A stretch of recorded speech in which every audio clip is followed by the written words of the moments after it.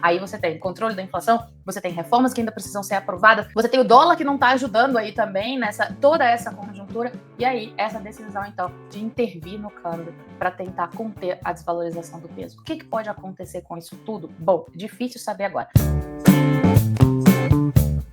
Olá, sejam todos muito bem-vindos a mais um Fala Duquesa. Fala Duquesa de hoje tá especial porque será que estamos vendo ali uma guinada do ultraliberalismo argentino? Sim, é óbvio que a gente vai falar de Javier Milei, porque sempre que a gente fala de Javier Milei, seja na coluna Não Vou Passar Raiva Sozinho ou aqui no Fala Duquesa, vocês ficam comentando, vocês adoram, é uma curiosidade gigantesca. Então hoje a gente vai falar de Javier Milei e dos últimos acontecimentos envolvendo o governo dele lá na Argentina. Tem denúncia de corrupção? Tem investigação?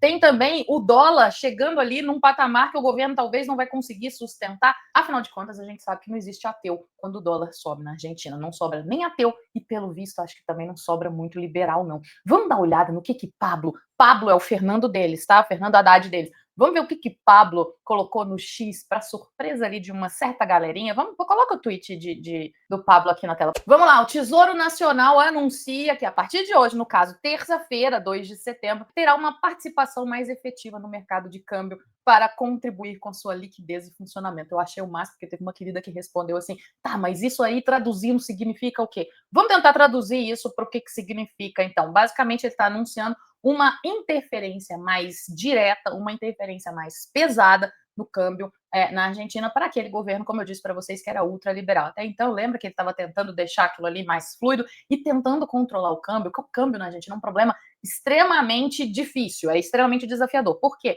Porque a dolarização da economia argentina ela é muito real, então tudo impacta muito. O argentino ele tem essa cultura dessa aproximação com o dólar e utilizar o dólar como referência para tudo que eles fazem, praticamente tudo que eles fazem.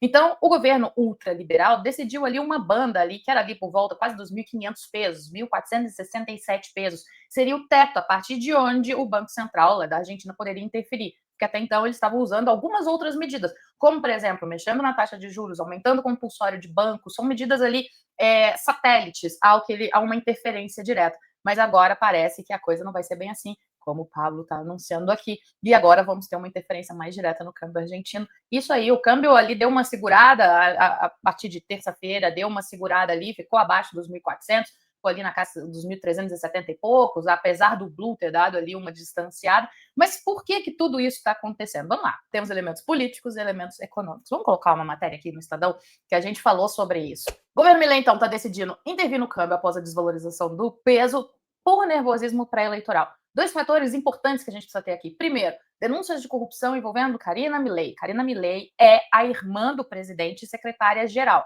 Qual que é a acusação que está recaindo sobre ela? Uma acusação de sobrepreço em medicamentos. Estamos ainda na fase de investigação. É importante colocar isso. Estamos na fase de investigação. Mas é óbvio que isso mexe com os ânimos do mercado. E o mercado está ali, né? Temos 18 meses de Milei, então o mercado está sim sentindo o que pode, né? O que pode acontecer e que isso de fato pode acabar respingando nas eleições. Ah, que eleições você está falando? Pois muito bem, vamos lá. Província de Corrientes, na eleição, o candidato apoiado pelo Javier Milei só terminou em quarto lugar, por uma questão ali que muita gente está acreditando a coligações, né? A essa coisa de alianças políticas. Tá, mas agora, no domingo, a gente tem as eleições em Buenos Aires, a província de Buenos Aires, que representa ali 40% da população argentina. Qual que é o outro desafio? A população de Buenos Aires é historicamente peronista. É uma província que historicamente vota no peronismo e no kirchnerismo, ou seja, já é contra o Javier Milei. E para colocar um tempero nisso aí tudo, como se não bastasse denúncia de corrupção, como se não bastasse eleições, né, locais e provinciais, a gente tem também a renovação de boa parte do Congresso argentino, que deve acontecer em outubro. Então, em outubro, a gente tem essa renovação. E o que o mercado está com medo? Tá, mas e se a oposição levar boa parte dessas cadeiras e comprometer as reformas que o governo Javier Milei ainda tem para implementar nos próximos 2 anos? Tudo isso nesse caldeirão argentino que já tem uma certa dificuldade, como eu disse, com relação ao dólar, porque tudo é atrelado ao dólar, está tudo próximo ao dólar. O argentino tem essa cultura muito grande.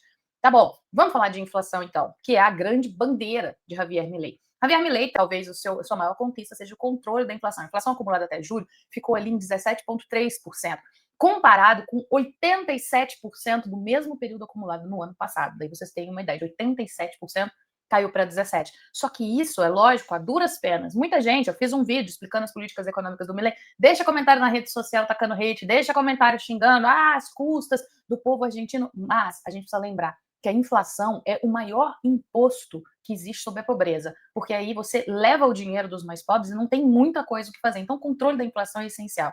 Aí você tem controle da inflação, você tem reformas que ainda precisam ser aprovadas, você tem o dólar que não está ajudando aí também nessa toda essa conjuntura, e aí essa decisão, então, de intervir no câmbio para tentar conter a desvalorização do peso. O que, que pode acontecer com isso tudo? Bom, difícil saber agora. Primeiro a gente precisa saber como é que essas investigações vão se desdobrar. Parece que o governo, a comunicação do governo não está sabendo lidar exatamente com isso. A gente tem também toda essa conjuntura da economia, né, no resto da economia internacional, no resto do mundo. Então tudo isso é lógico. O desafio de Javier Milei é gigantesco. O desafio da economia argentina, o desafio de tentar domar uma economia que já vem com práticas erradas há tantas e tantas décadas, é sem dúvida nenhuma um dos grandes desafios, e a gente, de fato, precisa tentar entender o que vai acontecer agora. Para as eleições de outubro, isso vai ser talvez o maior desafio de Javier Milei ali, depois ali quase completando aí 18 meses, né, quase completando aí um pouco mais de, até o final do ano, 2 anos de posse. Enfim, tudo isso ainda é muito nebuloso, mas eu queria que você entendesse nessa linguagem simples, nessa linguagem fácil, e não se esqueça, na segunda-feira, 9h30 da manhã, estou aqui de novo com a minha coluna, não vou passar raiva sozinha, então já clica aqui para não perder a coluna de segunda-feira, 9h30 da manhã. Eu espero você. Até lá.